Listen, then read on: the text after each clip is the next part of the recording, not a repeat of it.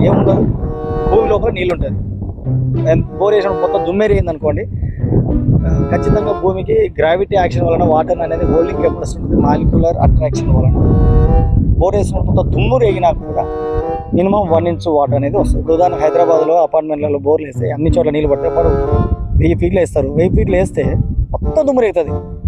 కానీ తెల్లారి తీసుకొచ్చి మోటార్ వేస్తారు, మోటార్ నడుస్తుంది. అది కదా 20-30 సంవత్సరాల నుంచి నడుస్తూనే ఉంటుంది. ఎందుకంటే భూమికి అనేది మాలిక్యులర్ అట్రాక్షన్ ఎంతో కొంత వాటర్ సోర్స్ అనేది భూమిలో ఉంటుంది. కాబట్టి మీరు ఏ రాయితోనే వేసినా, మీరు పోయి గుడ్డిగా ఏడాన్ని వేసుకున్నా వాటర్ పడవచ్చు. అదే అనమాట.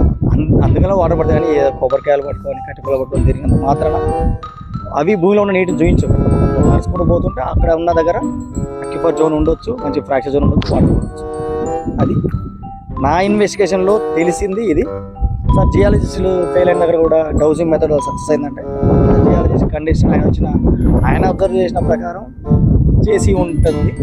అడుగడుగున మూల కొబ్బరికాయలతో చూడండి, ఆ మూలకు గట్ల మీద, ఆ గట్ల పక్కన మూలకే ఎక్కువగా బోర్ సక్సెస్ అవుతుంటాయి. మరి మిషన్లు పెట్టి అనే మూల మీద పెట్టి చూడలేదు. సో అవి కూడా కొంచెం ప్రాక్టికల్గా కూడా కొన్ని సందర్భాల్లో జియోఫిజికల్ మెథడ్ చేస్తాము.